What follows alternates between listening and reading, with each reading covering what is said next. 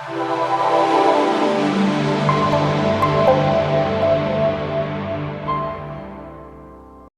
to Boston as well. Ladies and gentlemen, I now invite you to participate in a Q&A session with the director of Jhalki, Brahmanand Singh. He talked earlier before the film started. And conducting the Q&A is Priya Saman Parve. Priya is a change maker and a multi-talented professional with experience working on presidential campaign with non-profit leaders, C-level executives and the grassroots level. Priya is an impact advisor for films with social causes, a term that has been created by her and is for the first time being used in the film industry to credit for her unique role. I think that deserves a round of applause. We have amongst us someone who created the term in credits that will be used in the film industry from here onwards, and somebody like that lives in Boston. Very proud of you. She's also a speaker catalyst at TED, Beacon Street, Harvard India Exchange, MIT India Conference. She was appointed as an advisor to Startup Council India, SME Chamber of India in January 2018. She's an impact advisor on Jhalki as well, and that's why we are here. And she's an advisor to IFFB as well. She's the right person, I think, to catalyze this conversation. Brahmanandji, I think I talked to you earlier and I said I have a unique connection with you because you have done, you made a documentary on Jagjeet Singh Ji, and he has a very special place in my life. So before the Q&A, we should just say one line about that. He is a two-time national award winner, acclaimed Indian film director, producer, screenwriter based out of Mumbai. He is best known for his films like Kaagaz Ki Kashti, a biopic on Jagjeet Singh, and his feature-length documentary R.D. Burman, Pancham Unmixed, Mujhe Chalte Jana Hai. We've all seen that. He started off as a writer in the 80s and then transitioned to films. His current project that we saw, Jhalki, is a feature that attempts to create public awareness of this global problem at a large scale through an engaging social thriller. I invite both Priya and Brahmanand Singh Ji to come on the stage and do the Q&A. We will open the session for questions from the audience as well, but we'll start off with Priya asking a few questions that she has decided for this session. Thank you.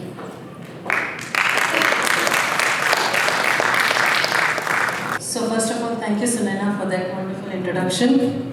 No. We will assume Kailash Satyarthi. So thank you so much for joining us tonight. So I will dive right into the question because of the time constraint. So please tell us, how did the idea of making a movie on this topic come along? Because this is a very sensitive topic. Yeah. It's a sensitive topic. It's a kind of topic on which films should be made, must be made, but nobody chooses to make. And I think basically because the reference points are blockbuster films and entertainment and things like that. So that was always a dilemma point. Prakash and I had written the story long time back. Prakash is a filmmaker you all have heard about. And then we kept on incubating the story, and we would bounce the script with Kailash Satyarthi himself for the sake of authenticity, because there were a lot of case studies that we were referring to, a lot of actual true events, true stories that we were dipping into, and over a period of time when it evolved, we finally had a couple of backers, but it didn't work out, and finally last year we went and shot that, and that's what the journey of the film has been, about 14 to 16 drafts. It received a lot of support with very prestigious platforms, UK Film Council, Atlantic Film Festival in Canada, then Sundance Script Lab, NFDC, all very big platforms. But still, money does not come very easily for films like these, and certainly not at the scale at which we wanted to make it. So it's a regular story, but the good part is that the film is made.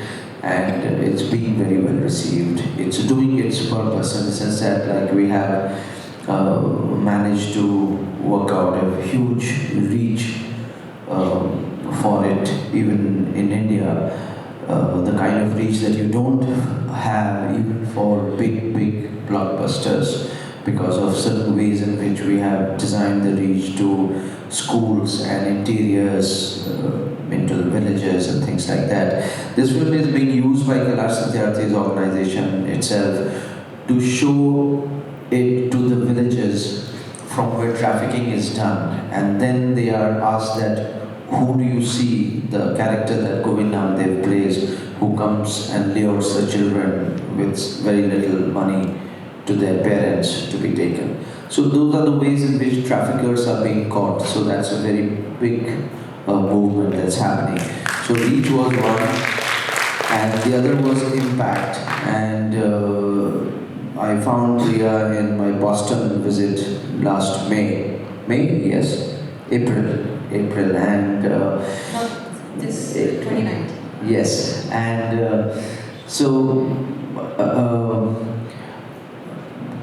there were a few people, who were already trying to do these kinds of things, and then when we started speaking to her, then we coined this term, impact advisors, because she has access to very prominent platforms, and she has an amazing insight into all those, and I thought that she is doing an amazing thing, and I think for films like these, people like her is probably needed to do the impact that it is needed. So impact is needed at two levels. One is where at the advocacy level, at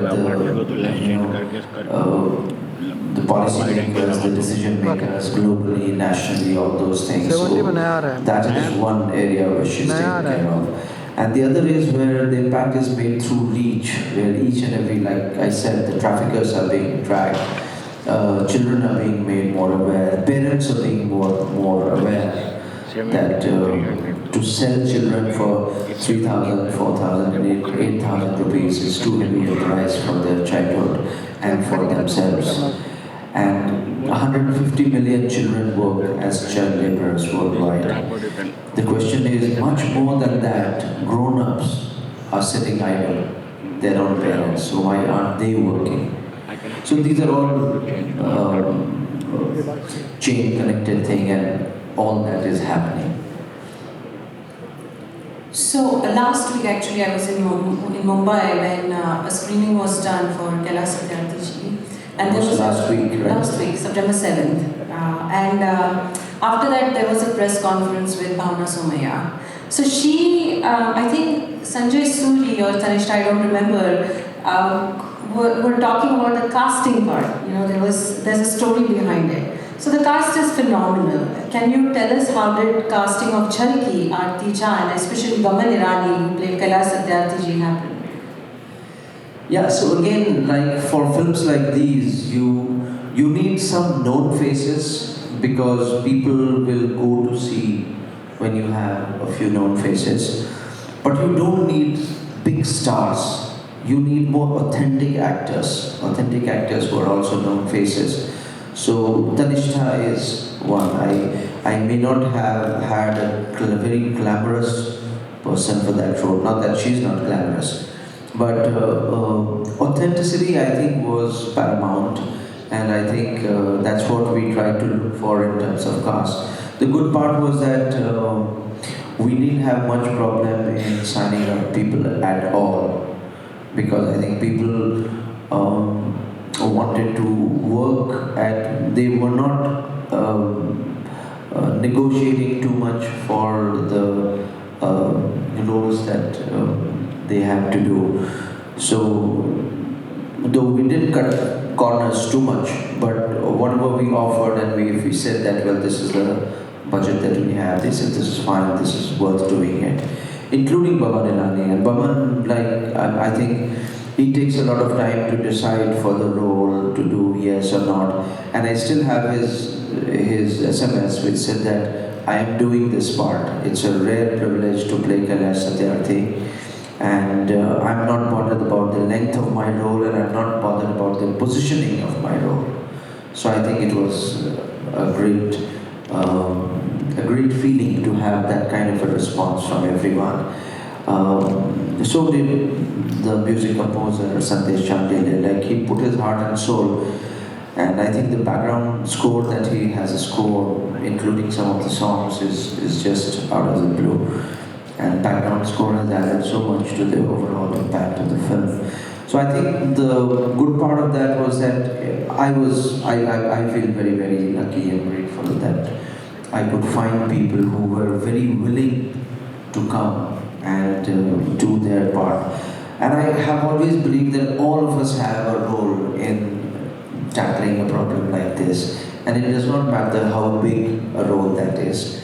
Some of you may have this much role, some of you may be able to do this much. But as long as you're doing even one step. Now there are writers who will probably write about it, journalists who will write about the film, about the cause. I cannot do what Kailash Satyarthi does. I always talk about this, that he has freed 86,000 children in his lifetime, spanning 30 years or so. And that's no ordinary task. We live in an age where people are dying to have 86,000 followers on Facebook and Instagram. And here is a man who has saved 80,000 children, 86,000 children in his lifetime. So he's doing what he can do. But Kailash Satyarthi cannot make a film. He needs me to make a film. And there are 10 other filmmakers. It so happened that I made it. I cannot do what Priya can do. Priya cannot do what 7 of you out there can do. So I think all of us have a role. It's a big jigsaw. And I'll tell you a quick story.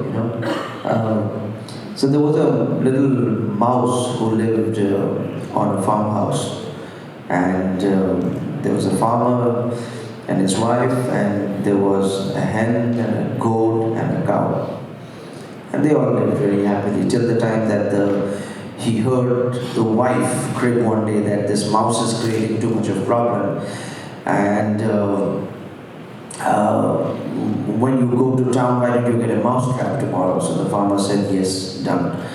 So the mouse was very worried, and he went to the hen and said that, look, very worried because now the farmer is bringing a mouse trap today. So what do you have to say? How can you help? So the hen laughed at him and said that, yeah, you should take care of yourself. I mean, be cautious. It doesn't affect me, so I can't do much. I mean, do you think that I can get into that mouse trap? And the mouse moved to the goat, and the goat said the same thing, that do I look like someone who will get caught in the mouse trap? And so they laughed the cow. It so happened that night there was a strange sound in the dark that happened where the mouse trap was.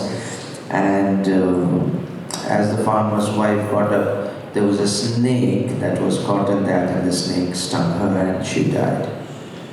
So visitors started pouring in, and the first casualty was the hen. The hen was cooked and served for meal. Next 3-4 days later, some dead people came in, and the next casualty was the goat. And some 7-8 days later, there were lots of people who came, and they didn't have anything to offer, so they took the cow. Now, there are two more morals of the story that I always say. One is of course for the mouse, because after that the farmer shut his farmhouse and went out somewhere, and the mouse was jumping on the bed, watching TV and everything. So one lesson is that you don't need much sometimes to be plain lucky. But the other is that whatever we think is someone else's problem is not exactly someone else's problem. You and I can be affected, just like the cow or the goat. So I think it's whatever we can do, we should do, because it is not just someone else's problem. It is all our problem. And I think that's where a little awareness helps. Because every time I show the film, people say that 80-90% of the people come and say that, well, we have heard about it sometimes, but had no idea about how it is. And even when they see the film, when they see the actual authentic footage, the actual documentary footage, the bad quality footage that you see about, the bangle factories where you saw the blood, coming out, and the gunpowder and things like that, and factories where they work in such hazardous profession, that how closely do they battle death and hazards. And there's a lot of lives at stake, there's a lot of childhood at stake, and I think it's our collective duty. So that way the film helps in a long way, collective way. So human trafficking and child labor issue is actually task number 8 under the Decent Growth and Economic Work under the United Nations 17 Sustainable Development Goals. As you said about outreach and awareness, we have a very vibrant Boston community. This movie, in its screening, has already created a movement, and it's going to do so after it releases in India on September 27th. How do you think the larger community can get involved in promoting the message? So just one small correction from last week, that just 3 days back we took a call, we had to push the screening date by a month or so. So November 8th is when it releases. That happens for so many reasons with many films. November 8th it releases in India. Very soon it's going to have a worldwide release also. I think I would say that if you talk about the film, that's the first step of awareness. So I have a card about the film outside. Maybe it's still there. A card and a visiting card. You'll have the emails and the phone numbers. So please tweet about it. You have the hashtags there. Tweet about it. Facebook, Instagram, whatever you are comfortable with, or talk to 5 people about it. Write us an email. Whatever you can do. I've had strange offers.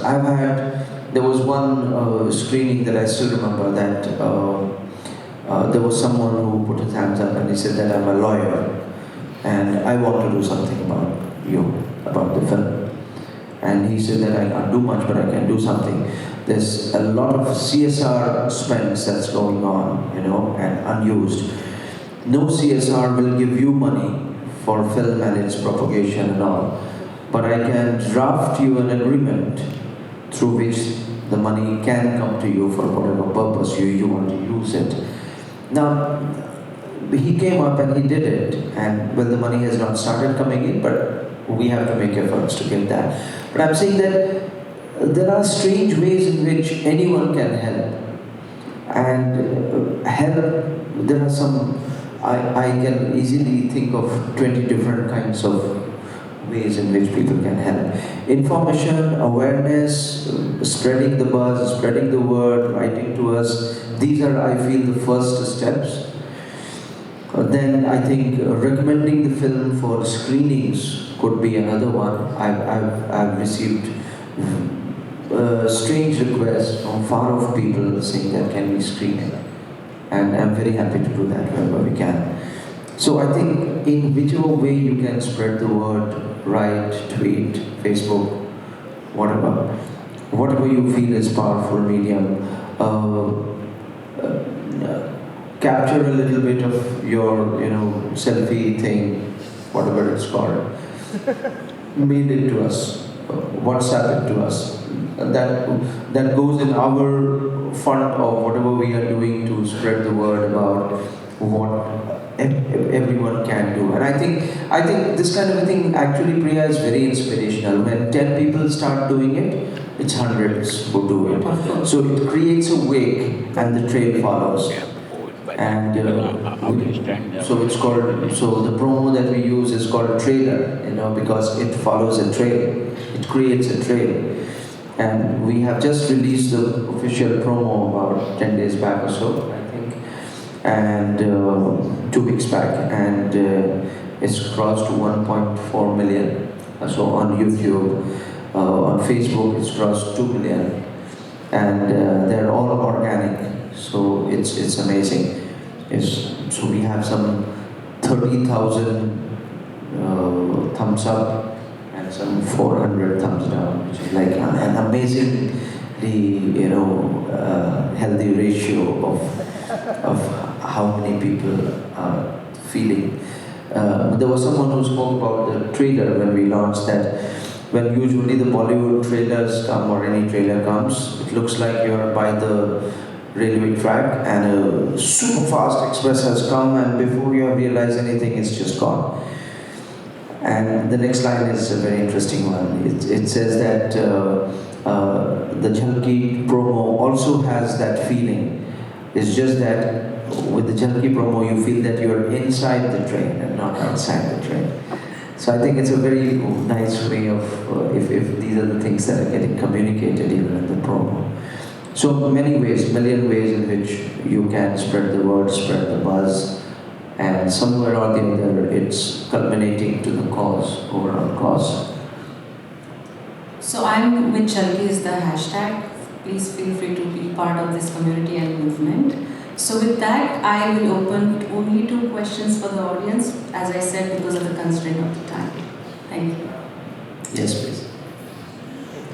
Do we have one mic? Yes. Thank you. Thank you for giving this opportunity to watch this wonderful film. 2 comments and then a question. So first, you made 2 wonderful documentaries of my favorite artists, Panchandal and Jagjit Singh. And when I was watching this movie, to Jagjit Singh ji ki ek ghazal yaad aa gayi. And this ghazal, you can argue with me later, this may not apply, but if you substitute few words with what we watch, what's happening in this world, I think it totally applies to me. And the ghazal goes like this: Patthar ke sanam, patthar ke khuda, patthar ke sanam, patthar ke hi insaf aaye hain. Patthar ke khuda, patthar ke sanam, patthar ke hi insaf aaye hain. Tum shehr-e-mohabbat kehte ho, hum jaan bujha kar aaye hain. I think that's the movie. Sometimes the world has to be beautiful, but it's not. But it's a responsibility of filmmakers to make it. So second comment. So when I was watching this movie, and I grew up in 80s too. And we grew up watching only one channel. The kids who have 200 channels, we had only one channel called Doordarshan. So we watched a lot of movies by Shyam Benegal Sahab, Govind Nihalani, Ketan Mehta, Prakash Jha Sahab, who was a co-writer with you on this film, like Manthan, Mirch Masala, even Arakshan. So when your journey of a filmmaker, how much you are influenced by these filmmakers? Because I could see that those kind of films are coming back with this thing. People used to call it a parallel cinema or art films. So this is the first time after a long time at this festival, watching Nakash, watching Jhalki. Those things are coming, which is very encouraging. So talk about some of the influences on your art and craft from these filmmakers. I think thank you very much for that observation, because in fact, the films that got made in the 80s remain very close to my heart, I think. And I feel that entertainment does not mean that it has to be meaningless. I mean, there's one set of entertainment. I don't have any complaints against that, which is meaningless, which is just fun entertainment. I mean, there's a need for that. But there's a need for another kind of cinema, and cinema is supposed to do that. Cinema is a very powerful weapon. It's a very powerful medium. And I think that what was known as art films in the 80s is today known as high content film. There's no difference. It's just that today studios have started backing it up. There are private investors who have started backing it up, because when you make a film, it needs to be marketed, it needs to be positioned, it needs to be reached out. And I think that is what happens when you get a post-release support. And with a high content film, which is known today, that is what is happening. In art films, films used to be made, and after that it would get shown to maybe 200 people or 2,000 people or 20,000 people, and that's where it would end. So I think that's the big difference, but I am influenced a lot by realistic cinema. And I feel that I do like fantasies. I do like, but I want to have wings and at the same time I want to be rooted in reality. So somewhere I think those are the filmmakers that I also value a lot, and they today are my very good friends, and they talk very highly about my work. So that comes as a huge reassurance, because these are the people that like Govind Nihalni was one of the jury members when I had won an award, and he said that my vote was the one which was a clincher there. So these are very reassuring things. Jagjit Singh Ghazals, that one I had never thought of it that way. So thank you very much for pointing that out. It's a very powerful ghazal, and I think it's by Sudarshan Fakir, I think. Rana Sehri. Yes, Rana Sehri. Okay. Yeah. Rana Sehri. Thank you very much, and I would like to hear other comments. Yes. Yes, sir. What happens to? Okay, so the children that get rescued by Kailash Satyarthi mainly, what happens to them is, first attempt is to try and identify where they have been trafficked from. So many of them would know their name of their villages and their parents and things like that. But there are many who actually talk like that, the way when she's asked that, what's the name of your village? And she says, "Wo to nahi pata." And then she says, there's a peepal tree and there's a school and there's a well which is there in every village. That's no way to describe it. But there are many who talk like that. So again, the second layer is to try and identify, come close to wherever they must be coming from. If they are not able to get identified, then they are put in some kind of a place or the other which is authentic, which is a restoration kind of a place. Kailash Satyarthi himself has two big ashrams, what he calls, where if there's no trace at all, they are put there, they're given love, affection, food, and education. He has, he lets them go to the local school there, and he has enough elaborate set of these IT and other things. So a lot of these students have today become engineers just recently, and I think that's a huge achievement. They just celebrated that some 2 years back. So a lot of them today are earning 25,000 rupees, which is a big jump compared to an otherwise maybe a 5,000 rupee salary that they might have done had they not studied somewhere. Yes. Can I know you said two questions? Yes, so this will be the last. Yeah, a filmmaker question. For those of us who are starting a little late or a little too early, when we, especially for not-for-profit kind of projects, one of the things that we are struggling with is, for example, excellent movie, awesome music, not just the background music, the songs, very, very good. Now the questions, I mean, you have 2 national awards. I'm sure your funding levels are definitely very different. But how is there a trick or a tip that you can have for getting quality content? Like, you can make a film. I don't know about your skills, but my skills, I cannot make music, right? So I would need somebody with great skills to do that. That costs a lot of money. Or for stroke of luck, where somebody who can do that is interested in doing that, moved by the cause, and has the time to do it. Does not happen very often. So how do you go about things like that? Is there a trick to it?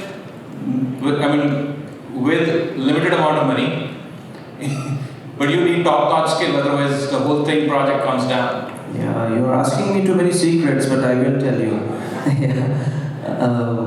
So there was a great mind who was giving us from Auto Riders, who was giving us a demo of a latest software, editing software, and he was stuck somewhere. And he had an audience of 200 people to whom he was supposed to give a 4-hour demo and was to sell his new app and new product. And he was stuck somewhere and he kept on clicking. And he said that, the secret today to find a solution is to click, click, click, click, click. Okay? And when I look back and I say that that's always been the case to find solutions. You have to click, click, click. What this little girl does is actually click, click, click. What that sparrow does is click, click, click.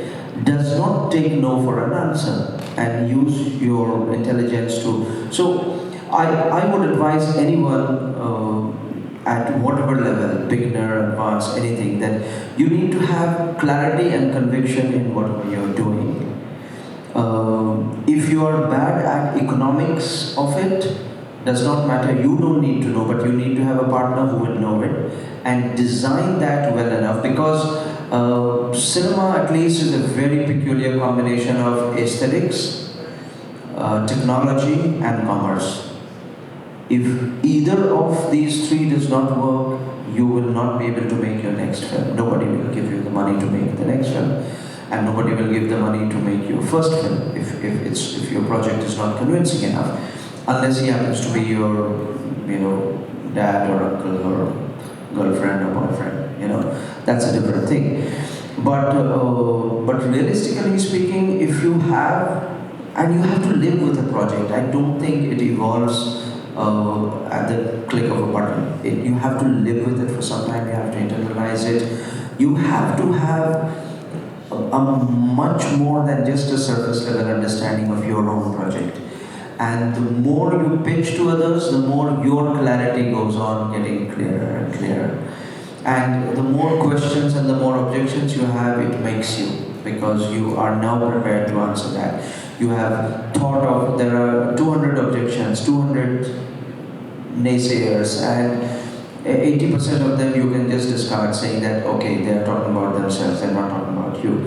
But those 20% who are saying something valuable, you filter it through you, and in your next page, in your next talk, you will incorporate that. So probably being very objective and being very open to these things helps you a great deal. And your own level of clarity and conviction, I think, goes on getting better and better. And I think the secret to the formula is to try. Even in that book, Outliers, you'll find that at some point of time, there comes a situation or a mentor or something which makes things happen. So, and the world belongs to people who continue with their perseverance, not to people. You never have a story of someone who's given up something, and has not done anything. You have stories when, one of the best examples that I had heard on a breakfast session that I attended with Jack Canfield. Jack Canfield is the creator of Chicken Soup for the Soul series. So he had said, and I was like, it filled me with strength, and everyone in that hall. He said that series, 125 people said no to him.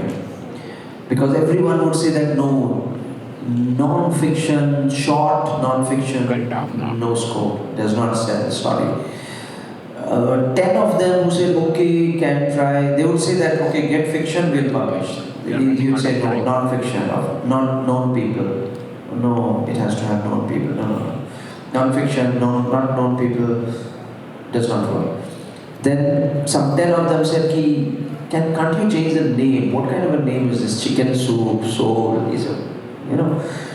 And he just stuck. 126% said yes to him. And today it has sold 3 billion copies in 33 languages, just 15 years later. 4 billion copies, I think. 2 or 4 billion. I think I was calculating even if he has a $2 royalty attached to it, is a $4 billion just from that book series. So, If he would have given up at the 67th or the 77th or the 117th rejection, he would not have tasted the success. You don't know what is that point which will work, and which is why it's important to continue and not give up. And I think clarity, conviction, design, a team, someone has creative sense, someone has business sense. Try and create a business sense even before you propose to people, because they all like the idea, but they are a little more comfortable if they know that their money is going to come back. You know, or there are cultural funds. If there are films, a film like Liha, for example, may not make money, but it's very artistic. So in that case, there are state fundings. There are, like Canada has an amazing amount of state funding. You know, a lot of European countries have. India used to have. NFDC was part of that, but it no longer has. So a lot of these fundings, a lot of, I think, it's amazing where, in what nooks and corners. You know, there was a film, a documentary called Girl Rising. Girl Rising. It became a movement, and they had taken funding from DHL couriers, because I think DHL used to employ only women. So from where they found that information, they went and did. So I'm saying that all these possibilities are existing with anything that you start out, whether you want to publish a book of poems, or you want to make a film, or you have some startup in mind. You need to be clear, you need to be convinced, and if there is some kind of a commerce sense attached to it, great, or look for the right platforms which doesn't need that commerce sense attached. So next, when you email me, I'll give you more secrets. So there are actually Brahmanand Singh's cards. So feel free to reach out to him. His email, his phone number, everything is there. Yeah, the card and the placard is outside. Outside, yeah. Yes. So with that, we will end the Q&A and we'll get into the finale, which is the awards. So thank you very much. And one more announcement. Kailash Satyarthi ji will be in Boston September 27th at Sanders Theatre at Harvard. So feel free to join the event. I think the tickets are on the website.